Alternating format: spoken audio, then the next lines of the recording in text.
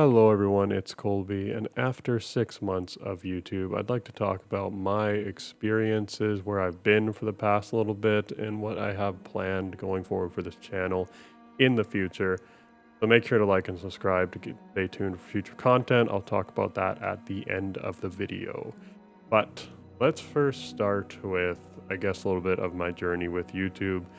As a solo game developer for about a year and a half there, I released my first game called Dimension Dash. Link is in the description if you want to check it out. It's a simple platformer game, and I quickly realized, without the monetary resources for like an actual marketing campaign, the next, best thing would be to have a really great online community.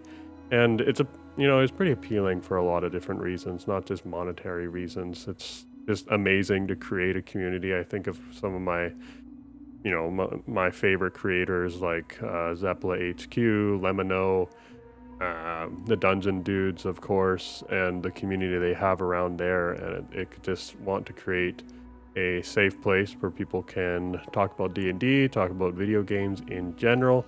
That is why I created the Discord. Again, link is in the description if you want to check that out. We do weekly one-shots together, so you're able to play D&D. Check out the memes channel. That's probably the most active text channel right now. And yeah, so there's a lot of reasons why you'd want to create an online community, but it is hard. And if you're expecting to, suddenly go viral and make this like amazing community even after a year, I think you're kidding yourself. Like, chasing virality or viral videos is a fever dream. So first thing to realize is that this is if you're going to start YouTube, you need to be in it for the long haul, and you need to be putting in consistent work. That is where I saw most of my gains, when I was consistently repeating, like, putting out videos, and the quality is going to be crap. The first thing you're going to make is garbage. The lighting's going to be bad, your editing's going to be bad, animations, sound might not be balanced, and those are also things I'm going to talk about. So let's get into some of the things I have learned over the past 6 months. So first off, Photoshop for thumbnails. Cue in an old thumbnail and cue in a new thumbnail. The old ones were crap. They were crap. I was going into this like impression that I had to like put myself out there because I was imitating other famous people like Asmongold or Zeppela. But you also need to realize what content you're making and why people are coming to your content. Those people, they're able to do reaction videos because they are honestly a celebrity. People look and see Zeppela on the thumbnail, and they see that they are going to be they want to watch Zeppela react to something or talk about something. No one knows who I am, so when you're making YouTube videos, like, just reconsider what's on your thumbnails, and just realize the first one again is going to be crap. You're not going to know how to do everything in Photoshop, and the only way you learn is by doing it. Another thing that was really bad was my editing in Premiere Pro, and audio editing as well. The balancing of the audio, making sure my audio levels were not maxing out when I'm recording, and then balancing them once they're in there, making sure the background music doesn't get too loud or too low. It's at the perfect level. Are things that all things that I've had to learn over the years. But it's okay if your first few videos are going to be, the audio might not be the best, the editing might not be the best. And finally, animation through After Effects. It's something that really brings a lot of dynamic, motion and variety to your videos. But again, it's something you really need to learn. Cue in one of my older animations. This was intended to advertise like a multi-channel Excited Cave experience where I was doing clips, I was doing VODs, I was doing game development across 5 different channels, and it ended up being too much, but let's just focus on the animation. There's no ease in or ease outs for the keyframes. I didn't modify the keyframe graphs at all. It was just them rolling into frame and then something happening, and now that I've learned and now cue in a good animation for the Weekly Dragon. You know, I've learned about keyframes. I've learned about, you know, many aspects of animation that I just didn't know before. And it just, again, reinforces that the first thing you're going to make with these programs, the first animation, is going to be crap. And that's where YouTube gets a little bit difficult. You need to have confidence in yourself and you need to give yourself a break because your faults become public. That's one of the biggest things. People are going to see those animations be bad, and also they're going to see your progress. I ended up getting 50 subscribers. I see that, you know, the common people commenting on each video, and I bet that, you know, just the quality of even this video, the lighting, the audio, the background, it's just going to be on a whole other level, and I think the viewers are going to appreciate that. So give yourself a break and remember, you are your worst critic.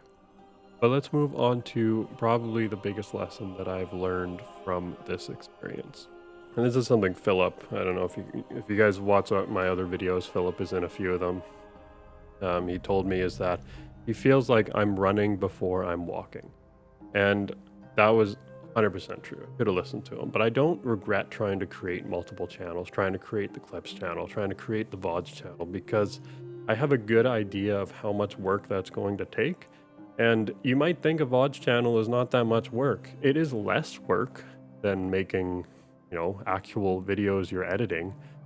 But you still need to do things with those VODs. You need to download them. You need to upload them. And sometimes they're like 3 hours long, so you need to organize your time around it.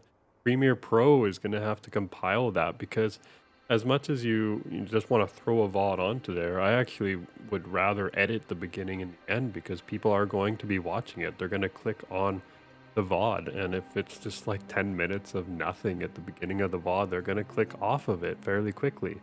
You know, they might speed through it, but there's probably a VOD out there that's been edited a little bit, so you still need to do things with VODs, and I understand how much work it takes now.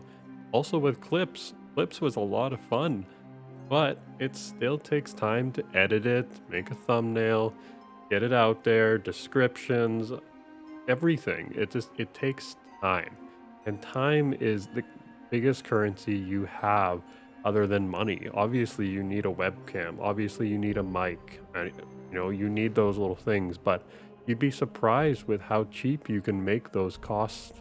Like, you can get a budget mic for less than $100, about $50. That will probably just be fine, because again, you are your worst critic, and you are going to be the most critical about your work. You're going to notice those things about your mic, and someone in sound probably will notice it, but the majority of people will be fine if you just create quality content. Stop worrying about all the fancy gadgets, all the good stuff that might come in time. Those might be upgrades you want to do. But what you need to do right now, if you want to start, get a mic, get a webcam. You don't even need to pay for the expensive programs like Adobe, with it being like $30 a month. There are free options out there. And if the best currency you have is time. But it's limited. Money is limited too. It could become a little bit more unlimited, but your time is limited. So when you're considering putting a VODs channel up, Clips channel, starting a different channel, I would say try it. Play around with it. See how much it takes, because you'll have a better understanding of if in the future you are looking to expand. But just be aware of the time, your mental health, and how sustainable the production of these videos are going to be long term. You know, sometimes I came up to eat like one of the weeks, and I texted Philip and I was like, I'm gonna get 5 videos out this week. I'm so pumped. I got like 2 out that week. I was way too ambitious with that.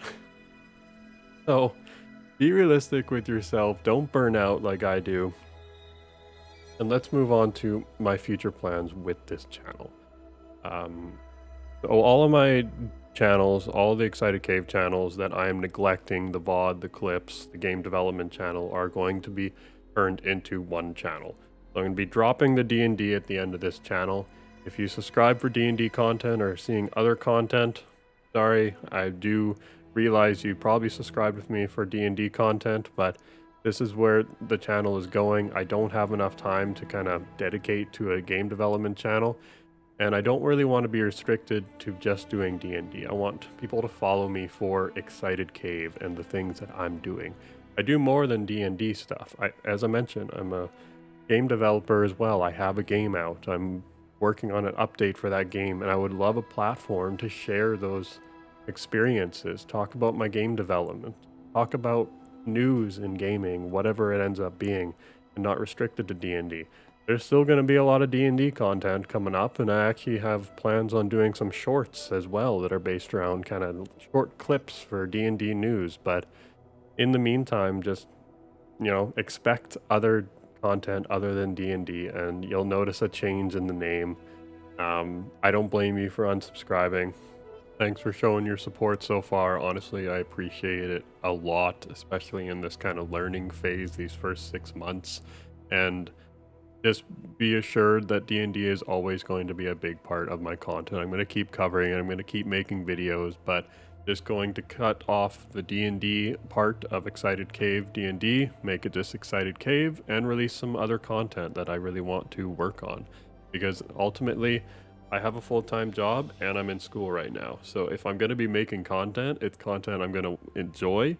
You're going to get better quality of content because I'm going to be happy while I'm making these videos, and it's just going to be more sustainable for me in the future. You'll get more content too if I'm enjoying it because I'm going to want to be on camera. So that's really all I have to say of this video. It's been 12 minutes already of me just ranting about my experience. So let me know any feedback you guys have. If you yourself are a YouTuber, let me know what your experience has been.